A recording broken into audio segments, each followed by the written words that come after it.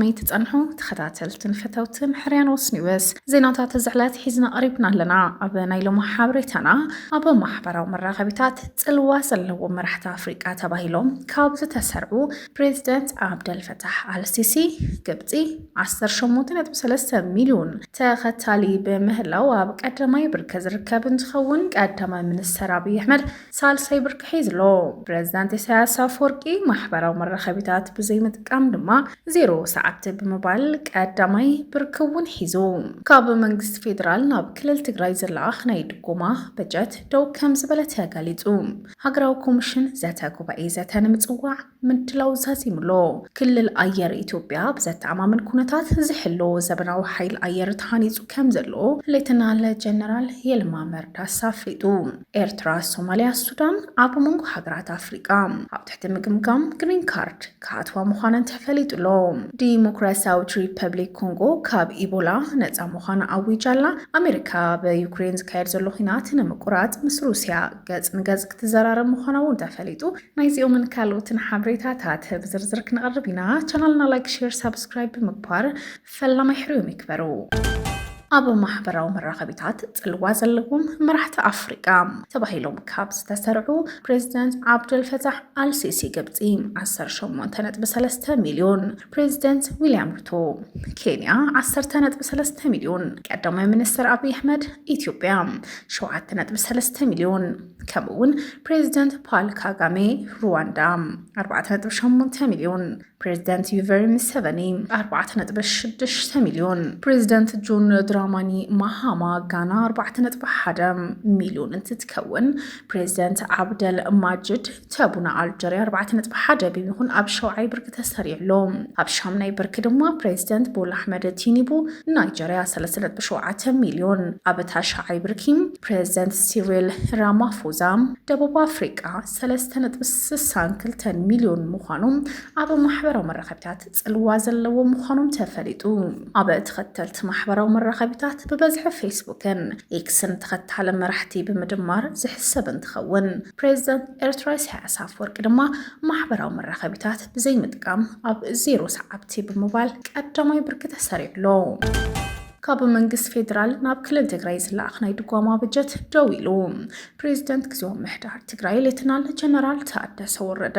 ፌደራላዊ መንግስት ኢትዮጵያ ናብ ክልል ትግራይ ክልኹ ዝግባ ናይ ድጓማ በጀት ንዝሓለፉ ክልተ ኣዋርሕ ደው ከም ዘበሉ ብምኽሳስ እቲ ምድን ጓይነት ስቡር ቁጠባውን ጸጥታውን ኩነታት ትግራይ የጋደዶ ከም ዘለዎ ጠንቂቑ ጀነራል ታደሰ ኣብቲ ዝግሃቦ መደረ ህዝባዊ ምትእኻብ ኣብ ዝሃቦ መግለጺ ምቁራጽ ድጎማ ኣብ ማሕያ ሰራሕተኛታት መንግስቲ ጽልዋ ከም ዝፈጠረን أب بانكታት ትግራይ ውን ከቢድ ሕጽረት ገንዘብ ከም ዘስዓመን ይገልጹ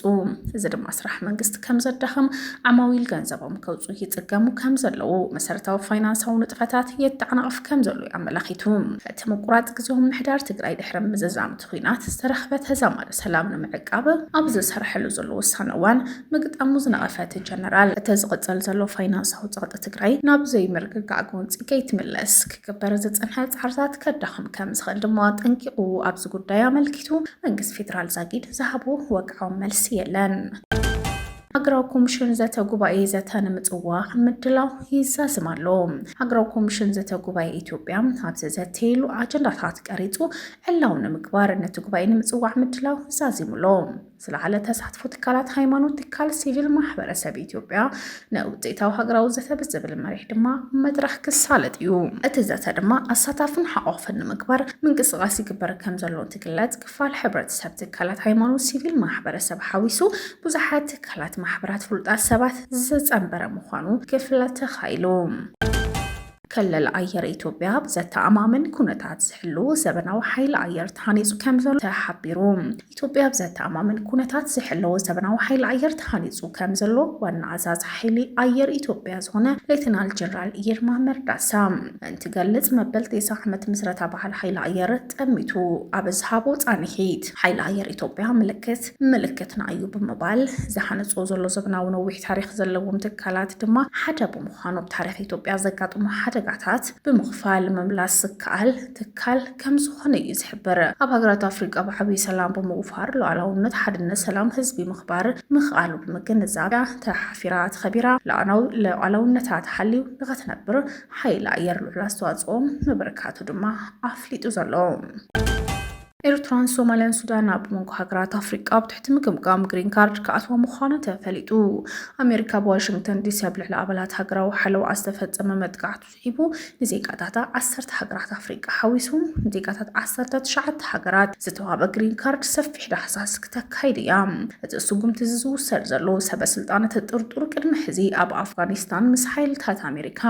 ዝገልገለ ወዲ 29 ዓመት ዜጋ ኣፍጋኒስታን ምዃኑ ድሕሪ ምግላጽ ዳይሬክተር ግልጋሎት ዜግነት ኢሚግሬሽን ኣሜሪካ ከም ዝሃቦ ፕሬዚደንት ትራምፕ ኩነታት ነፍሲ ወከፍ ውጻዕተኛ ዜጋ ካብ ዝክፍቲ ሃገር ዝመጸ ኩነታት ቀጠልያ ካርድ ብጥብቂ ዳግማይ ክግምግሙ እዩ ኣዚዙ። ንኣሜሪካውያን ምሕላው ቀዳምነት ዝወሃቦ እንትኸውን ብመሰረት እቲ ፖሊሲ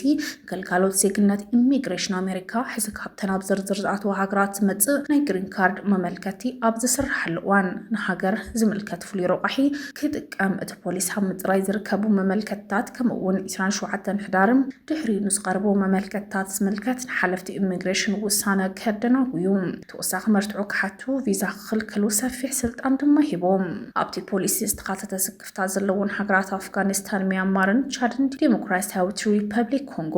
ኢኳቶሪያል ጊኒ ኤርትራ ሃይቲ ኢራን ሊብያ ሶማልያ ሱዳንን የመንን ብሩንድን ዝተሓወሱ እየን። ኤርትራ ሶማልያ ሱዳን ድማ ጽኑዕ ቁጥጥር ኢሚግሬሽን ኣጋጢምዎን ኣሎ። ዲሞክራሲያዊት ሪፐብሊክ ኮንጎ ካብ ኢቦላ ነፃ ምዃና ኣዊጃ ለበዳ ኢቦላ ብዲሞክራሲያዊት ሪፐብሊክ ኮንጎ ድሕሪ 42 መዓልታት ብዘይሕለል ፃዕሪ ሙሉእ ብምሉእ ኣጥፊኣቶ ዘላ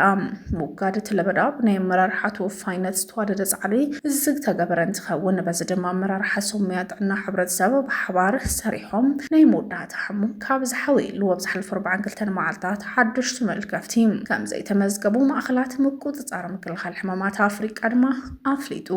ፕሬዚደንት ዶናልድ ትራምፕ ኣብ ሞስኮ ምስ ፕሬዚደንት ቭላድሚር ፑቲን ክራኸቡ ትጥቢት ዝግበረሎም ፕሬዚደንት ዶናልድ ትራምፕ ኣሜሪካ ካብ ፍሎሪዳ ክሳብ ጄኔቫ ኣቡ ዳቢን ብዝተዘርግሐ ዲፕሎማስያዊ ድፍኢት ሞስኮ ድሕሪ ካልኣይ ኩናት ዓለም እቲ ዝደመየ ጎንፂ ኪብ ክኸውን ዓብይ ተስፋ ነይርዎ። ኪቭ ንመሻርክታን ኣውሮፓዊት ግን ርክብዊት ኮፍ ምስ ክሬምሊን ነቒፈንኡ ዝነበራ እንትኾና ትልኡኽ ገና መሬት ዩክሬን ሞስኮ ከይረከበውን ስግኣት ኣለወን። ፕሬዚደንት ዩክሬን ቭላድሚር ዘለንስኪ ሞስኮ ክንዳብ ዩክሬን ሰላም ንምድላይ ምስ ኣሜሪካ ገዳን ምቅላል ምስ ኣሜሪካ ዝገበረቱ ድርድር ተጠቒማላ ክብል ከሲሱ። ኣብ ምብራቃዊ ዩክሬን ትርከብ ከተማ ከም ዝተቆጻጸረ ዝንገረላ ሞስኮ ዲፕሎማስያዊ ጸጥ ኣሜሪካ ተጋዲዱ ከም ዘሎ ድማ ንሓበረትኩም ትርከብ እያ። ተኸታተልቲ ፈተውቲ ቻናልና ንሎም ዝሓዝናዮም ሓበሬታታት እዚኦም ይመስሉ ነይሮም። ተመልስና ብካልኦት እዋናዊ ሓበሬታታት ክንረኸብ ኢና። ቻናልና ላይክ፣ ሼር፣ ሳብስክራይብ ብምግባር ፈላማይ ሕሪኦም ይግበሩ።